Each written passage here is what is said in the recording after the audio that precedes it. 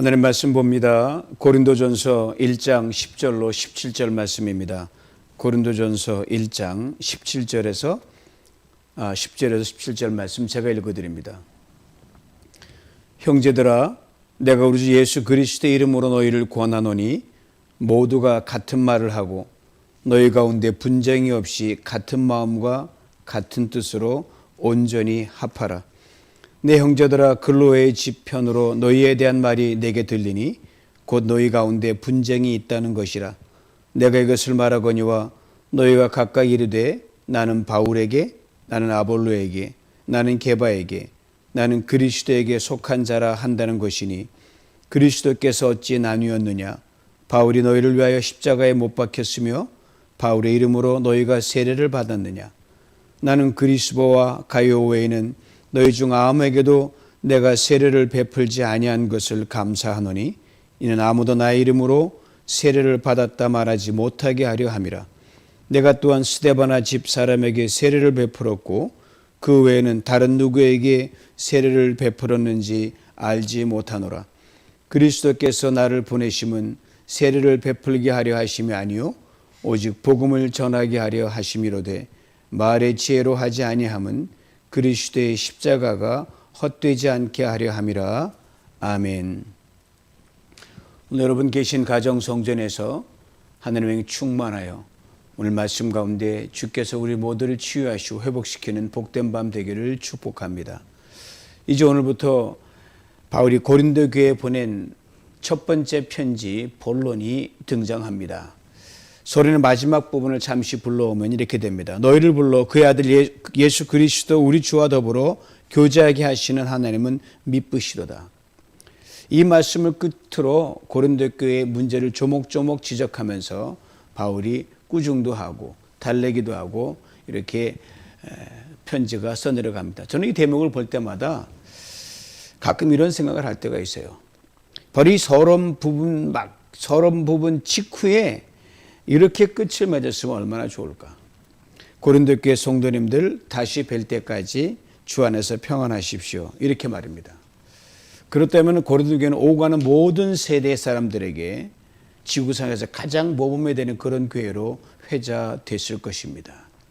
즉 모든 교회가 되어야 할 교회의 모습, 행해야 할 교회의 모습이 이 전형적인 본어로 이미 서론에 다 나와 있거든요. 그런데 그렇지 못하고 안타깝게도 교회 분쟁을 겪고 이런저런 아픔을 겪으면서 참 힘든 시간을 보냈던 것이 고린도 교회였습니다. 그러나 오늘 본문을 위시하여 등장하는 고린도 교회의 문제 해결도 결국은 서론에 그 답이 있다는 것을 바울은 답을 먼저 말해주고 문제를 하나하나 지적해 나가고 있습니다. 이런 서론의 교회의 본 모습으로 돌아가기를 간절히 바라는 마음을 그 앞에 맨 먼저 바울이 칭찬과 격려로 메시지를 담은 거죠. 이런 점에서 고린도 전서는 서론이 곧 결론이 되는 겁니다. 그래 바울은 고린도 교회는 오가는 모든 교회들이 기준과 본호로 삼아야 할 것이 무엇인가를 서론 1절부터 9절까지 매 절마다 반복되는 구문이 있어요. 즉 예수 그리스도입니다. 그러니까 그리스도가 바로 교회 공동체의 중심이요, 아니 반대 중심이 되면 다툼이 있더라도 멈출 것이요 분쟁이 있더라도 그냥 종식될 것이다 이 말이죠. 9절 다시 한번 불러오면 너희를 불러 그의 아들 예수 그리스도 우리 주와 더불어 교제하게 하느님은 미쁘시도다. 예수 그리스도 우리 주와 더불어 교제하게 하신다겠습니다. 주와 더불어 교제한다는 것이 무엇일까요? 예수 그리스도의 삶 그 자체에 동참한다는 건 압축하면 십자가와 부활입니다. 그러니까 그리스도의 고난에 참여하는 것이 그리스도와 교제한다는 것이요. 이를 통해 부활로 나간다는 것이죠. 그러니까 교회는 그리스도의 십자가를 함께 나누는 공동체입니다. 이 예수를 사이에 두고 고난당하시고 부활한 예수를 사이에 두고 모든 교제가 이루어집니다. 우리 집안의 어른이란 말이죠. 즉 지금 말씀을 전하는 저나 말씀 성도님 사이에 지금 보이지는 않지만 여러분과 터스틴에 사시든 어바인 살든 롱비치에 살든 어디에 사시든 여러분과 저 사이에 그리스도가 안에 계시다는 거예요. 그 사이에. 이 주님을 사이에 두고 있는데 어찌 싸움이 있을 수 있겠느냐. 그런 너희들 싸우고 분쟁하고 나뉘어졌으니 나 바울은 참으로 가슴이 아프다는 거죠. 그러니까 서론의 마지막 부분과 오늘 본문의 시작이 극적인 대조예요. 그리스도 예수의 교제하는 공동체, 싸움, 극명하게 대비시키면서 그를 몰아가고 있습니다. 그리고 이렇게 권면하죠. 10절입니다. 형제들아 내가 우리 주 예수 그리스도의 이름으로 너희를 권하노니 모두가 같은 말을 하고 너희 가운데 분쟁이 없이 같은 마음과 같은 뜻으로 온전히 합하라. 시작도 형제들아. 바울이 항상 야단칠 때도 형제들아 이렇게 싸우던 너희는 내 형제다 이 말이죠. 권한다는 단어의 의미가 아주 강합니다. 그냥 이거 좀 해보시지요. 이거 한번 해보는 게 어떻습니까? 이런 수준이 아닙니다. 아주 가까이 다가가서 상대방의 숨소리를 귀로 들으면서 눈으로 표정을 읽어내면서 친근히 이름까지 불러가며 보이는 증거와 보이지 않는 증거를 하나씩 열어가면서 이거 있잖아. 아니면 과거에 들춰내면서 그러니 꼭 이렇게 해야 되는 거 아닙니까? 라고 권하는 게 바로 이 말입니다. 이것이 주님이 정말 원하시는 것 아닙니까? 이리 피하면 이리로 막아서고 저리 피하면 저리로 막아서고 사방으로 다니면서 그렇게 권한다는 거예요. 그러니까 그렇게 하지 않으면 안 될 수밖에 없는 애정 어린 아주 부드러운 압박을 가한다는 의미가 바로 권한다는 겁니다. 여기 아주 결정적인 징표를 들이댑니다.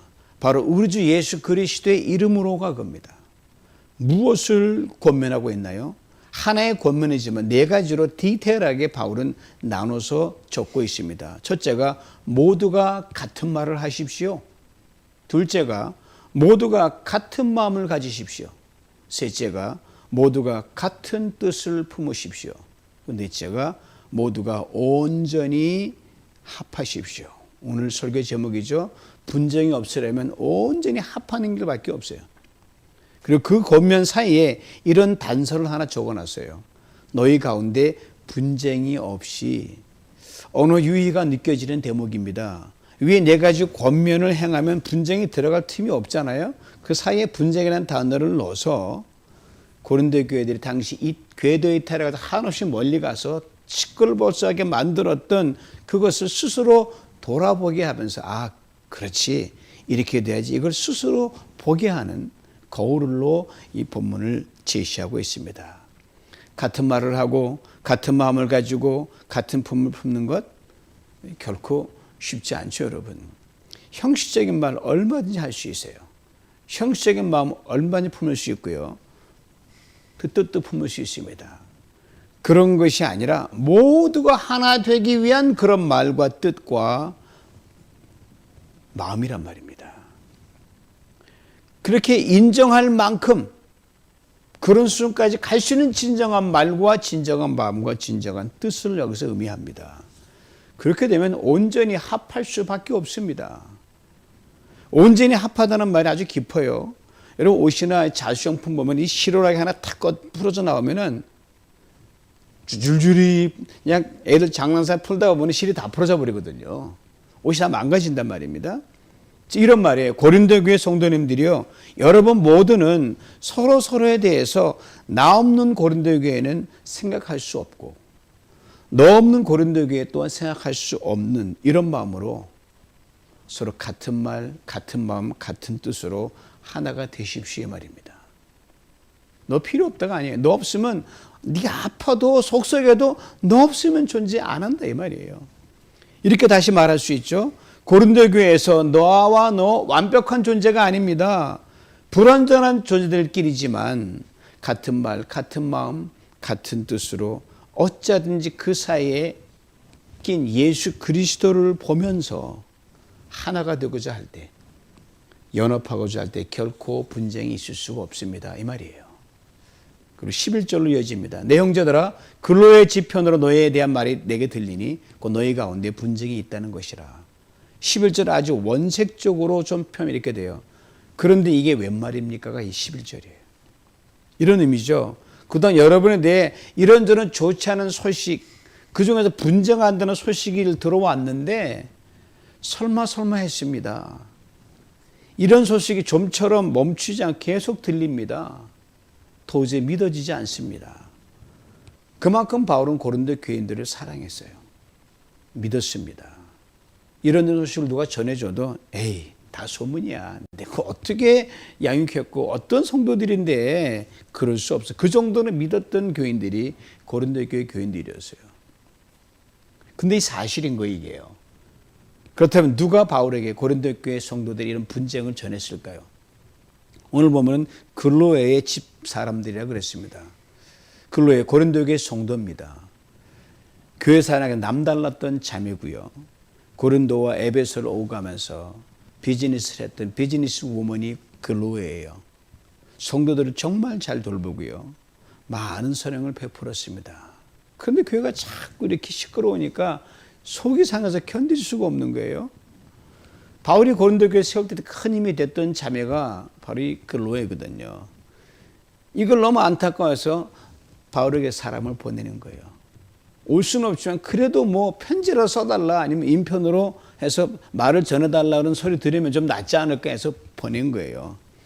글로에가 보낸 사람들이 전한 고린도 교회의 상황, 바울이 이렇게 적습니다. 12절 말씀입니다. 너희가 각각 이르되 나는 바울에게, 나는 아볼로에게, 나는 게바에게, 나는 그리스도에게 속한 자라 한다는 것이니. 네 쪽으로 네 등분된 거예요, 고린도 교회가. 바울파, 아볼로파, 게바파. 게바는 이제 베드로의 그 헬라식 이름, 다른 이름이죠. 히브리식 이름. 그리스도파. 언뜻 들으면 대단한 교리적 신학적 계파로 나눠진 것처럼 이 쟁쟁한 인물들이거든요. 바울을 위시해서 아볼로, 그다음에 베드로, 또 그리스도 이름까지 지녔으니까 말입니다. 근데 실상은 전혀 그것 때문에 갈라진 게 아니에요. 개척 담임 목사인 바울을 도와 성경 공부를 인도했던 아주 달변이고 티칭에 뛰어난 테크니스트는 아볼로, 그리고 초대 예루살렘 교회 감독인 베드로, 이들을 중심으로 일단 세 그룹이 형성됐어요. 바울, 아볼로, 그 다음에 베드로. 그런 이들 걸출한 교회 리더들과 관련이 별로 없는 사람도 있을 거 아니에요? 그런 사람들은 또 소외됐잖아요. 우리도 한 파 만들자. 그래서 만든 그리스도파예요. 뭐 그냥 어디서 그냥 뭐 이름은 좋아야지 그래도 나름대로 저기 할 수 있으니까. 그러니까 개인적 친분 관계에서 상대적 친밀감과 애착의 가까움이 낳은 부작용이 이 고린도교의 분쟁의 씨앗이 된 거예요. 뭐 더 친하게 지내는 사람이 있죠, 리더라고. 이 지나쳐서 낳은 이 분쟁입니다. 그리고 원치 않은 다툼과 분열을 낳은 것, 거기까지 간 거예요. 여러분, 상대적으로 좀 더 친하고 가까운 사람들이 있죠. 그러나 그렇게 모이는 것이 여러분 지나치면요, 이렇게 큰 부작용을 낳을 수 있다는 것이 우리는 잊지 말아야 됩니다. 그렇습니다. 교회는 어떤 일이 있어도 여러분, 공동체 내 친밀한 그룹이 어떤 파당을 짓는다든지 세력이 들어서는 결코 안 됩니다. 비근한 여러분, 우리 교회는 그런 건 없지만 제가 가끔 여러분에게 목장 간 친밀도가 너무 지나 다른 거래가 있기 때문에 점심 예찬 때마다 이제 해청회 할 때 있잖아요. 그러면서 서로 이렇게 자꾸 나누고 교제를 해야지, 주일에 한 번씩이라도. 그러면 거리가 멀지 않고 그렇고 다른 목장에 있더라도 이 봐도 즐겁고 차 한잔 합시다 그럴 수 있거든요. 그러면 소외감이나 이질감이 자리할 수가 없죠. 어색함이 자리할 수가 없고 미연에 아예 방지해버리는 거예요. 고린도 교회가 이걸 우리 가르쳐주고 있으니까요. 저에게는 그럴 리가 없지만 자만하거나 방심해서는 안 됩니다. 순식간입니다. 그리고 교회는 공동체 안에서 서로 누구와도 친밀도가 있든 없든 이것이 서로를 더 잡아당기고 누구는 밀어내는 그런 결과를 초래해서는 결단코 안 됩니다. 그러게 당신 없으면 나는 존재감이 없습니다. 그런 마음으로 서로 끌고 당겨야죠. 나 없어도 당신 또한 존재감 없습니다. 총체적으로 서로에게 필요한 존재가 되는 거예요. 그렇게 귀여기고 존중하면 이런 다툼이 없어지죠. 나로 인해 그 누구도 상처받게 해서는 안 됩니다. 주님이 기뻐하지 않으십니다. 또 그 누구 때문에 내가 상처받는 걸 주님이 기뻐하지 않으셔요. 그래 교회 생활, 신앙생활 곰곰이 보면요. 쉬운 것처럼 보지만 아주 때는 어렵습니다. 종합예술이에요. 이 사람 관계가 얼마나 예민합니까? 그러면 땀 흘려 애쓰고 힘쓰고 눈물 뿌려 기도하고 숨기고 혹 못마땅한 것이 있어도 어쨌든지 피차 완전함을 이루기에 없어서는 안 되는 그런 존재다. 여기고 올인할 수 있어야 합니다. 저희 누비전 공동체 여기 이 자리에 오기까지 이렇게 비교적 건강한 공동체가 된 것 이 저절로 된 거 아닙니다. 여러분 다 아시다시피 이루 말할 수 없는 눈물을 흘렸고 기도하고 헌신하고 땀 흘려 수고한 분들의 희생이 오랜 기간 동안 쌓여왔기 때문에 그렇게 된 거예요. 오늘 본문을 대하면서 우리 공동체가 걸어온 지난 날들을 보면서 오늘 이만큼의 건강한 행복한 공동체를 만들 하나님께 얼마나 감사드렸는지 모릅니다. 이제 13절을 봅니다. 앞부분이에요. 그리스도께서 어찌 나뉘었느냐? 이런 말이에요. 여러분들이 서로에게 나는 예수께 속한 자라고 해야 맞는 말인데 서로 보면 에이 난 예수께 속했어. 예수께 너도 나도. 그러면 아무 분파가 없잖아요. 근데 바울, 아볼로, 게바 심지어 그리스도 속한 이렇게 다 사분을 하니 도대체 예수 그리스도 그분은 어디로 간 겁니까? 이 말이에요. 어찌 예수님이 이렇게 나눌 수 있습니까? 13절 뒷부분에 바울의 통렬한 탄식이 이어집니다. 바울이 너희를 위하여 십자가 못 박혔으며 바울의 이름으로 너희가 세례를 받았느냐? 두 가지 탄식입니다. 먼저는 바울이 너희를 위하여 십자가에 못 박혔느냐 이 말이에요. 즉 이런 말이죠. 구원받은 성도가 된 것은 여러분 예수 그리스도의 십자가에 죽으시고 부활하셨기 때문에 그분을 믿어 우리가 예수께 속하고 구원받은 성도가 된 겁니다. 그런데 바울에게 속했다고 말하면 바울이 여러분이 십자가에서 죽고 부활한 구세주가 된다는 말인데 이게 도대체 무슨 말도 안 되는 소리들 하십니까? 이 말이. 나 바울도 예수 그리스도께 죽으시고 부활하시면 예수께 속하였는데 나 바울에게 속했다고 하면 내가 예수라도 됩니까? 말도 안 되는 소리 하지 마십시오. 이 말이. 다음은 바울의 이름으로 너희가 세례를 받았느냐라고 합니다. 즉 이런 말이죠. 세례를 주는 행위 나 바울이 한 거 맞습니다. 그러나 그 세례로 인해 죄사함을 받고 정결케 되는 능력은 오직 예수 그리스도께만 있는 겁니다. 예수 이름으로 된 것입니다. 그런데 어째서 바울파라고 해서 마치 내가 여러분들의 죄를 사하고 정결케 한 능력이 있는 사람으로 바꿔놓을 수 있단 말입니까? 있을 수 없습니다. 제발 멈추십시오 이 말이죠. 그리고 자신이 예수 이름으로 세례를 준 사람을 구체적으로 밝히는데 14절입니다. 나는 그리스도와 가이오 외에는 너희 중 아무에게도 내가 세례를 베풀지 아니한 것을 감사하노니 두 명의 이름을 거명합니다. 그리스도와 가이오입니다. 사도행전에 나오고 로마서에 언급되는 이 두 사람 이름 아주 비중이 높은 인물들이에요. 고린도 교회를 섬겼던 그런 귀중한 사람들이고요. 그래서 바울이 이 두 사람 이름을 딱 거명하는 거예요. 그리고 이 두 사람에게만 세례를 베푼 것 하나에 감사한다 이 말이죠. 그런데 그리스도와 가이오가 비중 있는 인물이기 때문에 뭐 세례를 줘도 뭐 무명의 사람 아니고 특수한 사람의 세례 주면 뭐 네가 이름값 하려고 그러냐라고 훗날 오해한 사람들이 많이 있거든요. 오해 빌미를 준 건 당연해요. 제 생각에도 바울이 두 사람의 이름을 고린도전서 쓸 때 무명어를 처리했으면 더 좋아했을 것 같다는 아쉬움이 남는 대목이 이 대목입니다. 왜냐하면 바울이 세례를 분열의 큰 원인으로 보고 있거든요. 당시 많은 사람 자신이 세례를 준 사람이 많으면 많을수록 내가 이만큼 파워가 있다, 영이 있다 그거에 대한 아주 시금석이었어요. 그러니까 많으면 많을수록 자기 영역이 커진단 말이에요. 그 영역 확장에 방편으로 삼으려는 게 아주 그냥 굉장히 강했거든요. 물론 바울은 저들처럼 숫자를 내세우지는 않았어요. 그래서 난 그렇지 않다. 자신을 변한 것처럼 보이지만 소수지만 이름 안 밝히는 게 훨씬 바울다웠을 것 같아요. 이렇게 적어 내려가다가 두 사람이 아차 또 있다라고 해서 그 다음 15절에 써야 되는데 15절 스킵하고 16절에다가 그 세례 준 그 상황을 쓰는데 이번 어느 가정 식구들에 대한 얘기인데 바로 스데바나라는 가정이었어요. 바울이 고린도에서 전도할 때 맨 처음 믿은 가정으로 알려진 가정이 스데바나입니다. 그 가정에 세례를 줬으니까 여러 사람 준 것 같아요. 최초의 예수 믿고 구원받은 고린도 교회 성도니까 비중이 있죠. 참 귀하죠. 이것도 또한 무명으로 처리했으면 어디가 어디에서 이 가정에 세례를 줬다라 했으면 좋았을 텐데 이게 이제 2000년 후에 제 생각이에요. 어쨌든 바울은 자신이 세례를 줬다는 것을 내세우고 싶은 마음이 요만큼도 없습니다. 그러기에 이렇게 자신 있게 말합니다. 16절 뒷부분이 그 외에는 다른 누구에게 세례를 베풀었는지 알지 못하노라. 꽤 세례 준 사람이 있는 것 같은데 에이 알지 못해.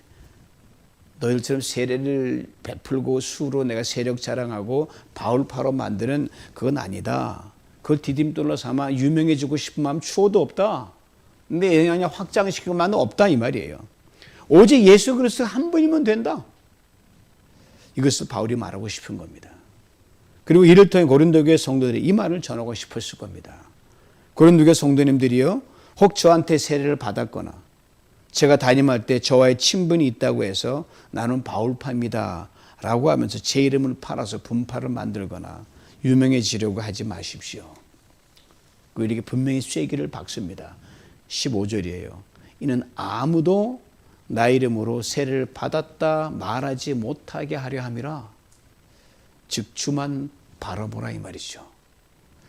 여기 잠깐 우리가 좀 짚고 넘어갈 필요가 있습니다. 한 가지가 도대체 왜 사람들 사이에서 이렇게 분쟁이 일어나고 이게 갈라치가 나오고 파벌이 나고 그런 다툼이 생기는 걸까요?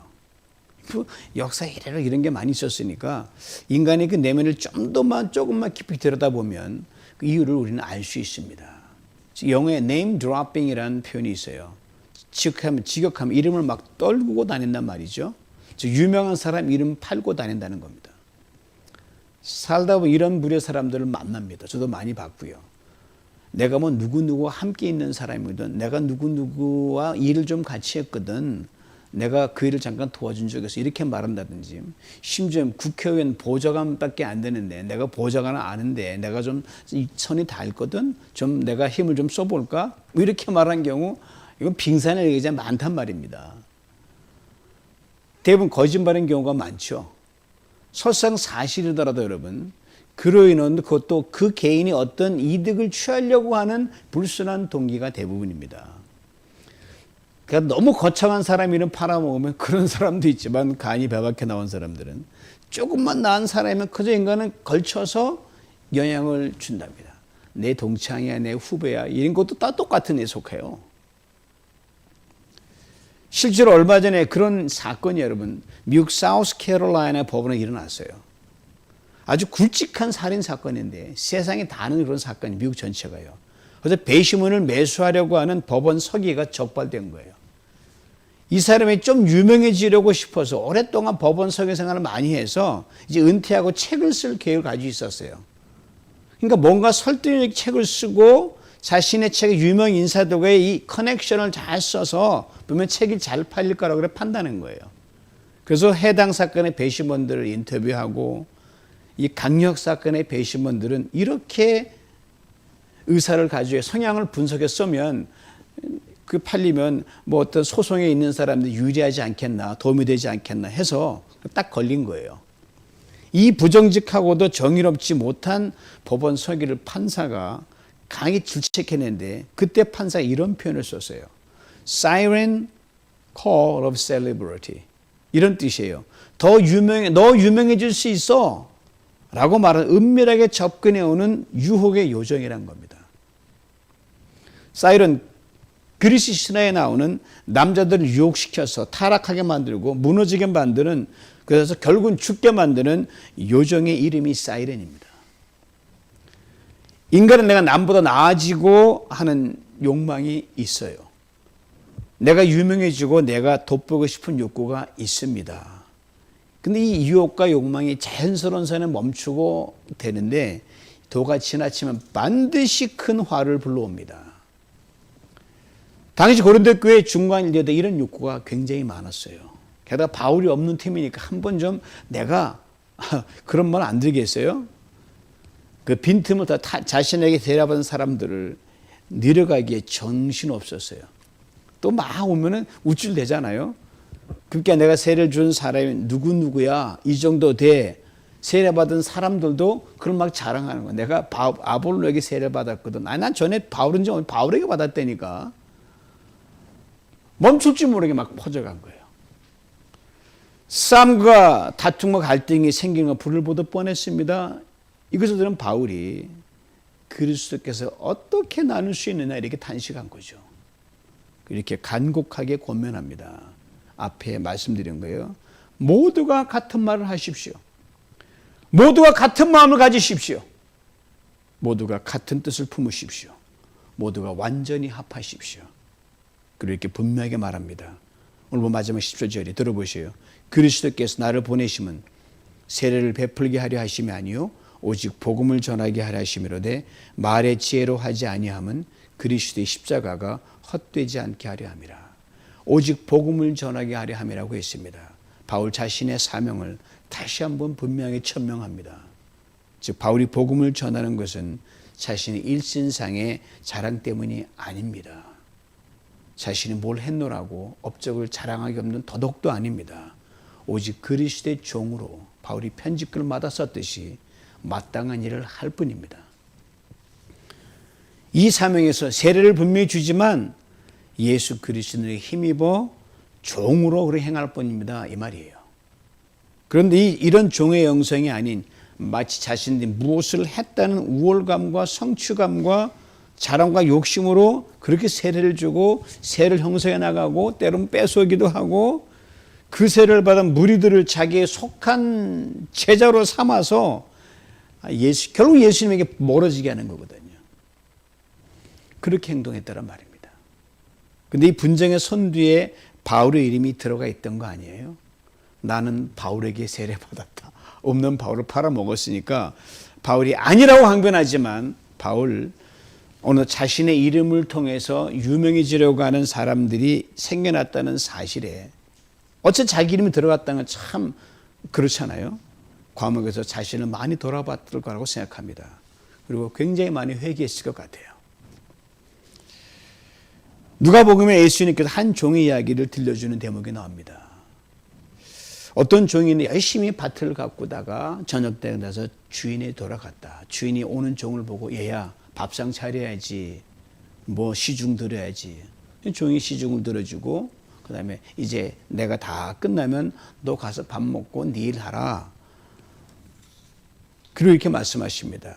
주인이 명한 대로 했다고 종에게 종 감사합니다 하겠느냐 이 말이. 그리고 이렇게 말씀을 마치십니다. 이와 같이 너희도 명령받은 것을 다 행한 후에 이르기를 우리는 무익한 종이라 우리가 하여야 할 일을 한 것뿐이라 할지니라. 그렇습니다. 종은요 자기 분수를 압니다. 우리 모두는 다 그리스도의 종입니다. 그러기에 우리가 혹 어떤 대단한 일을 했다고 해도 결코 자랑할 것이 못 됩니다. 아니 자랑해서는 안 됩니다. 그러므로 어떤 일을 해놓고 혹 이것 내가 했다고 생각하는 것이 언제나 위험합니다. 그 생각에 자기 분수를 넘어가게 만듭니다. 거기서 다툼이 있고 분쟁이 있습니다. 무엇보다도 성도라고 이름 불리는 우리 교회 공동체, 아니 그리스도의 이름을 위해 어떤 일을 한다고 할 때 자기 분수를 넘어서 자신이 마땅히 하는 종의 사명이 자기 자랑을 내세우고 자기 명예를 앞세우고 자기 탐욕이라는 유혹의 요정에 묻혀버리면 결과는 참혹합니다. 나도 망신이요, 교회도 망신이요, 주님도 망신, 모두 망신입니다. 이런 일 비일비재하게 일어납니다. 그러므로 성도로 부름을 받은 우리들은 맡겨주신 직분과 그 자리에서 종의 분수를 잘 지켜서 그리스도의 십자가에 누를 끼치지 않도록 경계에 경계를 더해야 될 것이고 조심 또 조심해야 될 것이고 겸손 겸손으로 무장해야 할 것입니다. 주님께서 바울을 통해 이제 다시 말씀하십니다. 형제들아 내가 우리 주 예수 그리스도의 이름으로 너희를 권하노니 모두가 같은 말을 하고 너희 가운데 분쟁이 없이 같은 마음과 같은 뜻으로 온전히 합하라. 이 말씀대로 순종하여 교회와 지체들을 온전히 세우고 하나 되게 하는 복된 성도들 다 될 수 있기를 주님의 이름으로 축원합니다. 하나님 아버지 감사합니다. 고린도 교회 분쟁이 없었다면 오가는 모든 세대의 최고의 교회로 칭호를 받았을 텐데 그러나 분쟁으로 인하여 그들 이름의 아버지 하나님 추한 모습이 드러냈습니다. 전능하신 하나님 이들의 모습을 보고 반면교사로 삼아 혹 우리가 모든 일 행할 때 주의 이름으로 하지 않고 내 이름으로 한다든지 내 명예로 한다든지 내 사람이 한 것이 있다고 하면 우리 용서해 주시고 다시금 종의 영성으로 가득 채워서 어떤 일을 하든지 간에 주님의 교회를 세우고 성도를 세우는 그런 사람으로만 갈 수 있도록 우리 한 사람 축복해 주시고 이 교회를 붙들어 세워 주시옵소서. 예수님의 이름으로 기도하옵나이다. 아멘.